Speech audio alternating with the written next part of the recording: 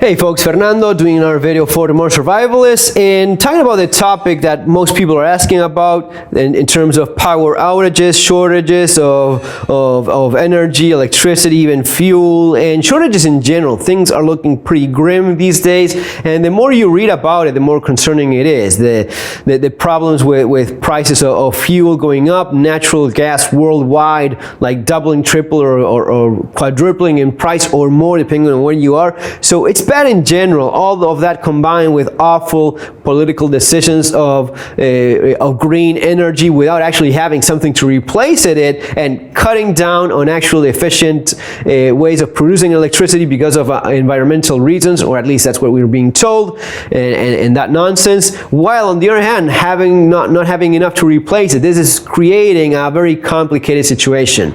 So we are looking at potential problems. People from South America, we know how to deal with power outages. We've lived with this most of our lives. I mean, at a time, you just didn't remember the day you didn't go with at least one power outage.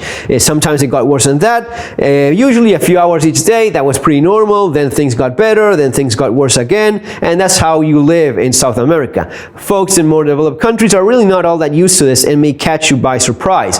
Now, it has to be said also that there's concerns about something even worse, about that an attack on the grid, terrorist attack, or politically motivated, or who knows what the elite has in mind for us little ants and peasants of the world. Anyway, you have to be ready, you have to get prepared. I'm going to be doing a series of videos on this stuff, so this is not going to be it, but this is the basics. I just want to go into some of the more essential stuff you should have. These 3 items, I'll explain what this is, why you should have it, and so on. I'll also leave the links below from Amazon, guys. That's where you'll have, if not the exact same product, at least the one I find that has the best reviews. These things often change. Even the brand name changes while the same thing is still the same. This is something to keep in mind in general. Let's say I bought this thing and I'm super happy with it. Well, that is my personal experience. It's not worth a damn really, other than just my own personal experience. If everyone else thinks this sucks, then maybe that's why, you know, that there's a reason for that. If this has 2 stars in Amazon out of 100 reviews and I'm super happy with it,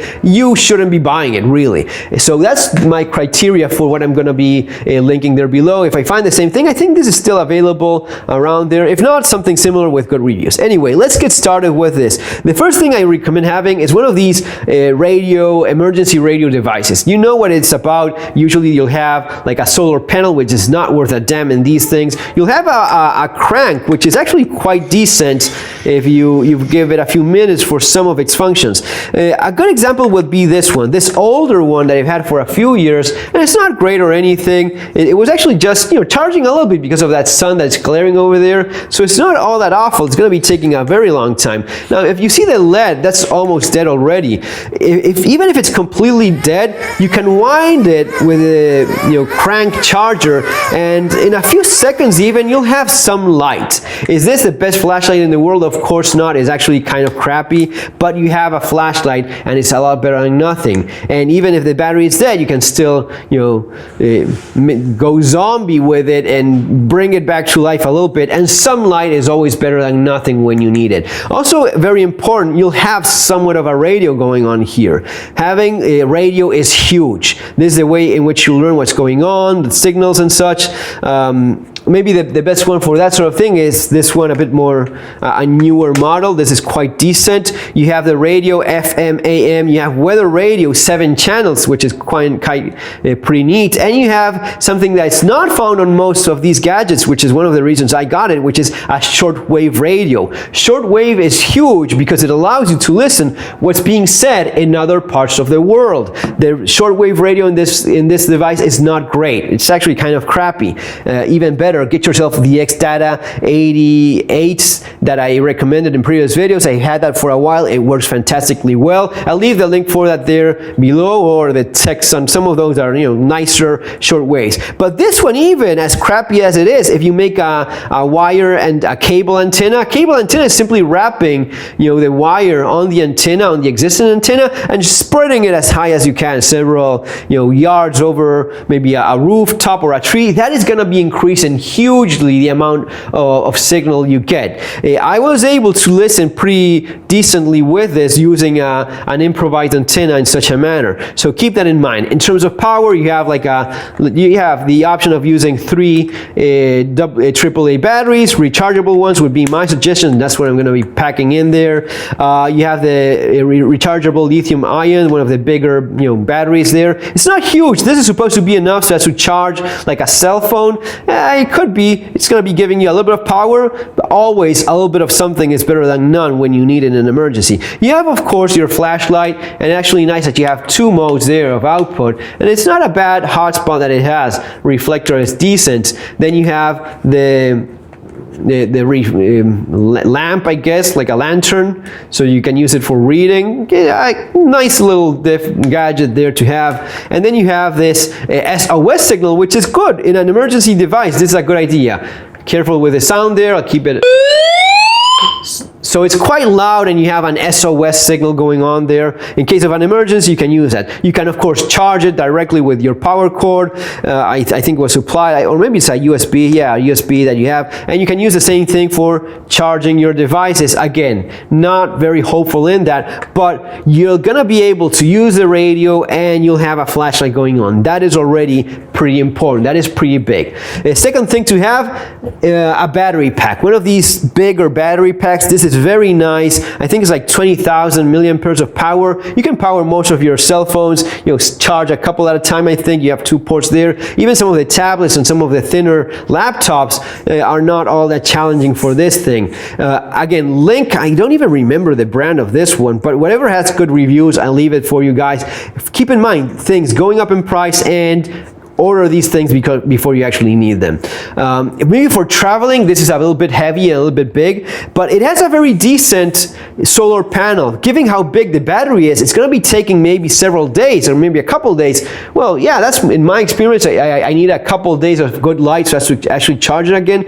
But if you're careful with it, if you use little, you charge it constantly, you're going to be very happy with this on a power outage if you don't have anything better. You have a solar setup in your house, you have your own power station, you spend $10,000 in it. Sure, fantastic, that's great. This is a lot more affordable, this is a lot cheaper, and within the access of someone looking to do something, getting prepared. So decent solar panel, big battery, this is something you want as well. Finally, number 3, and completing our little setup, is one of these solar panels. This one, I should say, was sent for reviewing to me, and it works fine. I don't even know if the brand is still going on. Again, same thing. I'll find a decent solar panel of this kind and leave the links for that. They're even kind of the same thing. I've noted that they changed the brand names at times, and it's still the same thing. Anyway, this is quite decent. 28 watts, and you have 4 panels. This thing for me worked very, very well till this day, still doing so. And with these 4 little panels, 28 watt may not seem like nice as a bigger, like 10 watt or 100 or 150 bigger, but this is foldable. This is more affordable, and you can carry this around if you need it in a more convenient manner. And you know what? With a little bit of sunshine, I hooked my phones to this, and it charges it as fast as if you were using just the wall charger. It's really that good. So, and it has like a couple of outlets, so you can charge like 2 phones at a time. So that's what you would be doing with this, You see that over there? Let me show you how. Even with a little bit of, it's already turned on. You see that? So just with a little bit of the light going on, you'll start charging, and you'll keep your devices going, and you combine this with this. So you're going to be having a very decent little setup so as to keep some of your devices going. I should say that I also have another one on the way. Bought it recently, one of these units that has, I think it's, I don't remember the name, but it's one of these units that is like a solar generator or something like that, or power generator. It's really just a big old battery bank with an inverter, but set up in a way in which you have a decent amount of power in that unit, and with a bigger panel you can charge charge it and do very well with that. Some of your bigger appliances, I mean, to some point, of course, but some of those appliances, and I find it to be a lot more convenient than just dragging around a big generator. It's a lot more noisy. Keep in mind, people have been killed over their generators in places like Puerto Rico during the natural disasters over there because people get desperate. That little unit, that little baby is fantastic because it makes no sound whatsoever. No one knows you even have it. No one can listen to it. And sure, it's not going to be running constantly like a generator, but sometimes you don't need that. Sometimes you need a little bit of power and something that's quiet. So I have one of those on the way. It wasn't sent to me. I bought it with my own money. So it's just full disclaimer there. And as soon as I have it, I'll review it. But I'll also leave the link for those similar units down in Amazon and a solar panel that to go along with that. And yes, of course, a generator if that's what you need. I'll leave links for all of that stuff below in case you want to go check it out.